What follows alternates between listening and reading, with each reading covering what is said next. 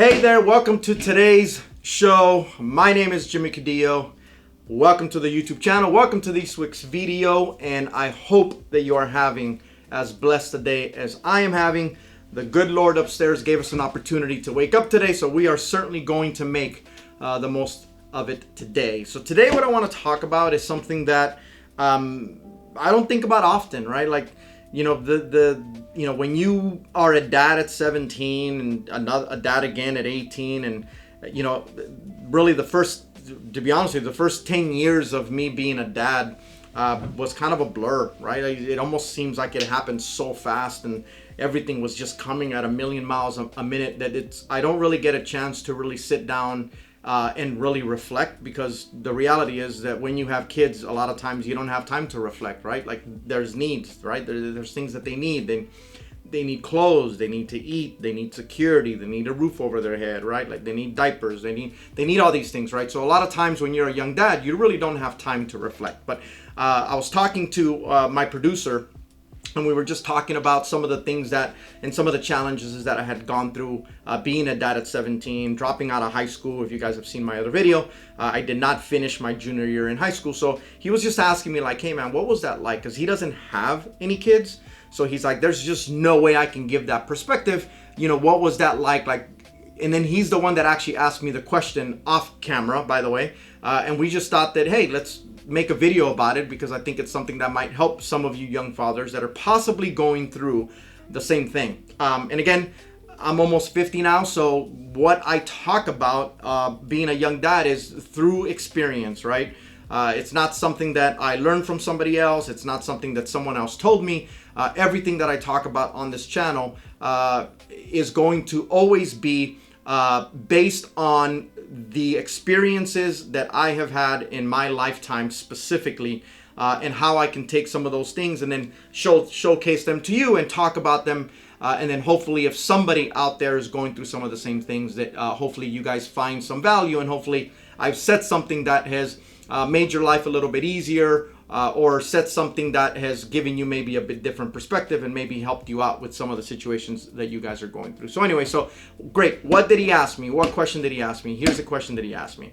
He says, at 17, you again dropped out of high school, didn't even finish your junior year. He says, so I gotta imagine, right? The question had to have been asked, right? So like, what is the best advice someone gave you as a teen dad, and what is the worst advice that somebody gave you as a teen dad? And I never really thought about it, actually, to be honest with you. I never really stopped long enough to really, again, sit down and reflect and really ask myself and put myself back into that place to say, hey, these are the things that I went through, or these were the questions that were asked of me back then. And I never really thought about really what the answer to those things are until really he asked me. So he kind of caught me off guard, and I'm like, that's a pretty deep question. We should probably turn on the camera and talk about it. And again, just like every video that I've put up so far, this is unscripted, right? So there is no script. This is me literally talking about it live on camera for the very first time. This is something that I didn't even talk to him off camera about. I said, hey, whatever my thoughts are going to be, I want it to be captured live as I do it. I don't want it to be scripted. So turn on the camera. Let's just talk about it. Awesome. I'll start with the easy one. And I mean easy, not in a good way. I mean easy in a bad way. What is the worst advice that I got from everybody, by the way, from multiple people, when everybody found out that I was going to be a dad at 17 and they found out that my girlfriend was pregnant?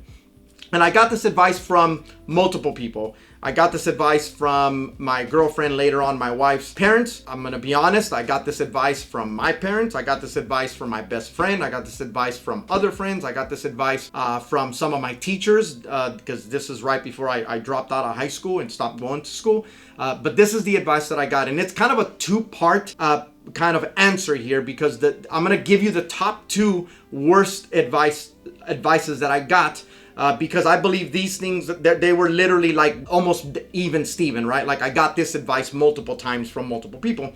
And the two worst things that I was told when they found out that my girlfriend was pregnant was, hey, you should convince her to have an abortion. Like that's the one of the worst advice that I got. And then right even to that, the other worst advice that I got besides, hey, you should have an abortion, then the other one was, hey, you should break up with your girlfriend, and you should essentially bounce, right? Like you should just leave. That is the advice that I got.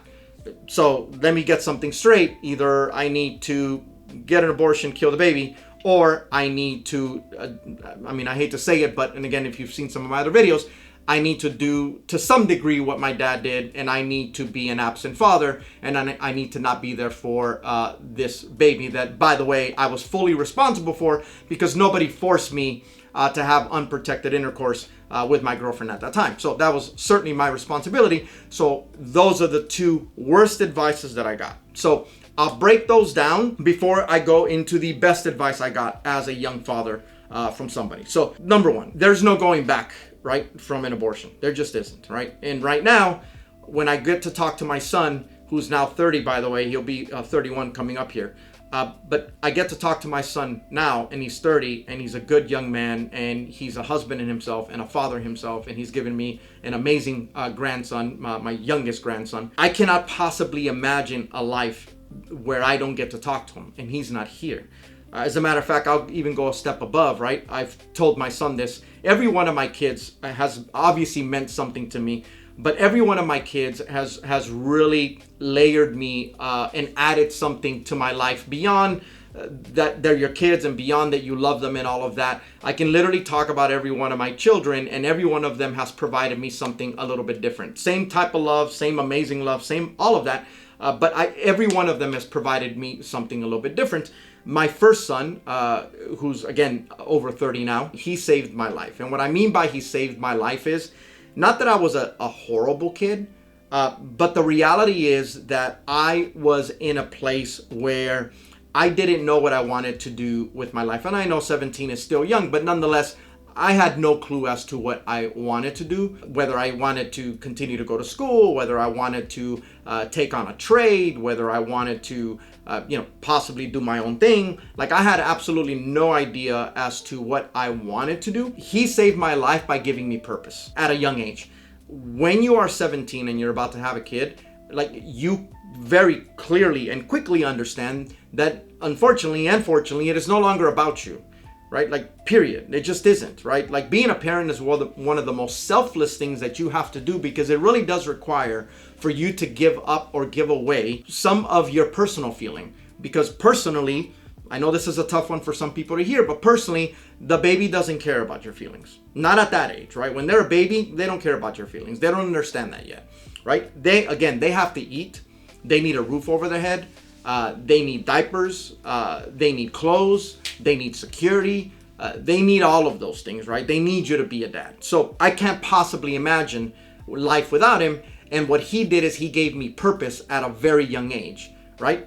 I went in, again, to the hospital. I went in a boy, left a man, if you've seen the other video. When I left the hospital, I had a very clear idea of what my purpose was at that time. And my purpose was, there's no way that I can fail him as a dad.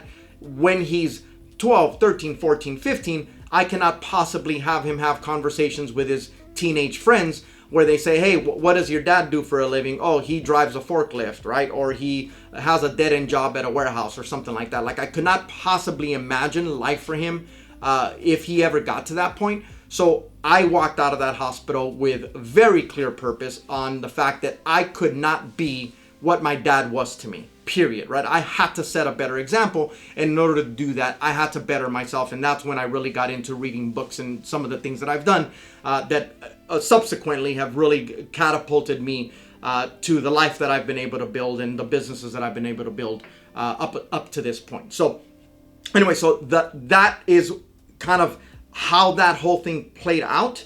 And again, if I would have essentially, had, killed the baby, right? If I would have had I don't even know if we're allowed to say abortion, but if we would have done that, right? I wouldn't be able to do that, and I would not have had purpose the way I've had purpose. And then obviously the second part of that equation was, hey, why don't you bounce?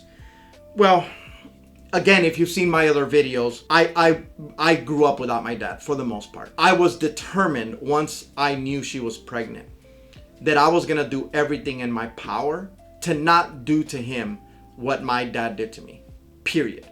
I knew it was gonna be hard. I knew that I had a basically monumental mountain to climb. I was scared. I didn't know crap about being a dad because, again, I didn't have an example of what to follow. But the one thing, so I had tons of uncertainties. Like literally everything was an uncertainty, right? Like I wasn't making money at the time. Like I can go on and on and on.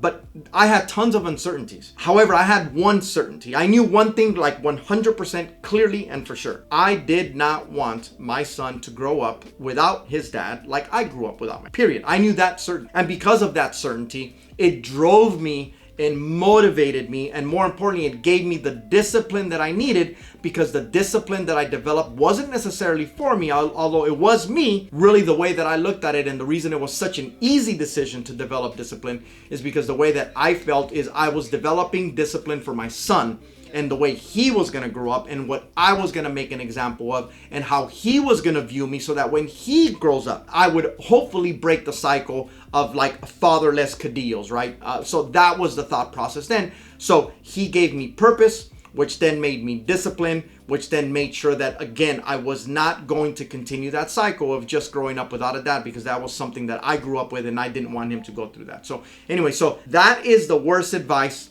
that I got as a father at 17 years old, that I thankfully, with all God, Lord praise, that I'm happy that I obviously did not follow, because I wouldn't be here if it wasn't for that. Great. So now, what is the best advice that I got? Well, again, my dad wasn't around, but here's the best advice that I got. And I got this advice from one of my friend's dad, who was a very, very good dad, by the way. I always remember not necessarily being jealous, but always asking myself, like every time I went to my buddy's house, like his dad was always like his dad taught him how to work on cars. His dad was there when he shaved for the first time. I know it sounds super stupid, but I never got that, right? Like I never, like my dad didn't teach me how to shave. My dad didn't teach me how to put a tie on.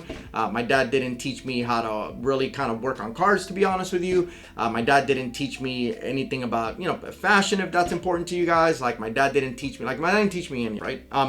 And one of these days I'll make a video about my relationship with my father, because again, he does live with me and I love him to death. But I think that's something that certainly can be shared. But anyway, so he didn't teach me any of those things. So, but I always remember going to my buddy's house and thinking to myself, like, my God, like your dad is always like, you're always with him, you're working on cars, like you do this, and he's just teaching you everything that he knows, right? And I always remember being so fascinated, like every time he'd be with his dad, like I was almost like the third wheel that I was trying to like wedge my way in, right? I remember like always like inching my way towards a conversation, right? Like I was like another kid that he had, and trying to like be super attentive to what he was saying. I never understood that at that age, right? Like I'm 13, 14, 15, 16, right?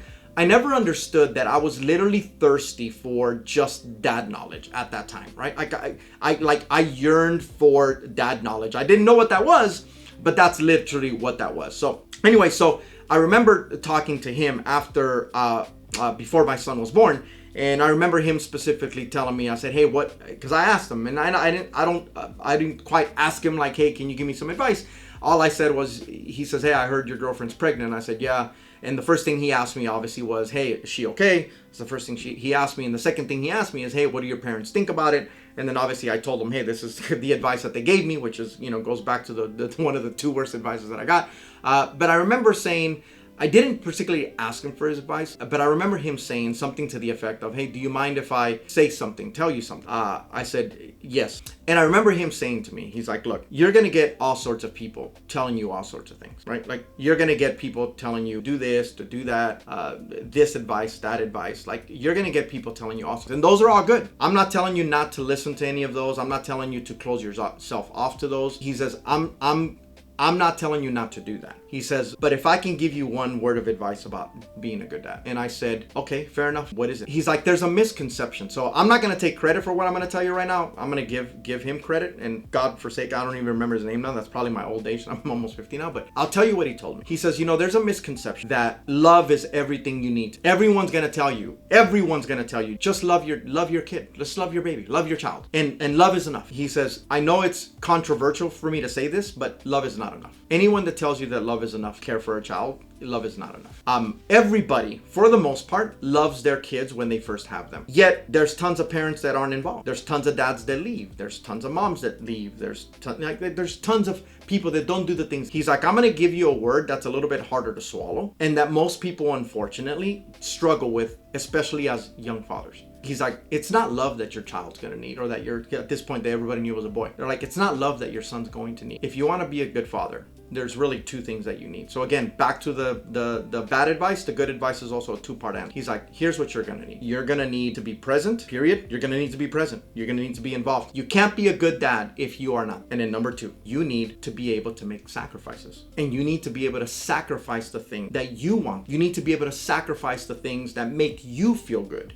You need to be able to sacrifice the thing that you think you deserve, because your young baby doesn't care about those things, and he shouldn't. It's not his job. It is your job to make the sacrifice. He says, I know tons of parents that love their children, and I see them make zero sacrifices, or the sacrifice that are needed to make in order for you to be a good parent. Yet they think that if they just say, hey, well, I love my son and I love my daughter, they think that it makes it okay. Yet they make zero of the sacrifices that are needed in order for you to actually show that you love your child. So it's not love that you need. You need sacrifice, and you need to be present. So that is the best advice I ever got as a dad at 17.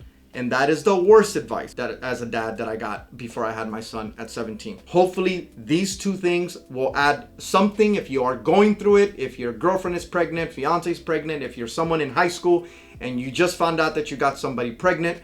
Hopefully some of the stuff that I shared is going to resonate with you. Hopefully it's something that's going to add some value to you. And again, this is unscripted. This is something that just came up. He asked me and I said, turn on the camera and I'll talk about it. So I apologize if I went in rambles just a little bit, but I had to literally put myself back at 17 years old in order to remember what that felt like and what advice I got at that time. But anyways, with that being said, the one thing that I want to do is I always want you to remember that God loves you. But remember, even though God loves you, okay, the Lord is your guide. He's definitely not your ride, right? It is not the Lord's job to do the work for you. It is the Lord's job and God's job to guide you. It is your job to create your own ride. So remember, the God and the Lord that we love, He is your guide. He is definitely not your ride. Do the work. Be willing to do the work. Be willing to get dirty, and be willing to do the things that you need in order for you to become the person, the man, the woman that you want to become every day, consistently, without fail. Anyways, with that being said, I appreciate you guys. Thank you for your time today. Hopefully you enjoyed the video. Peace.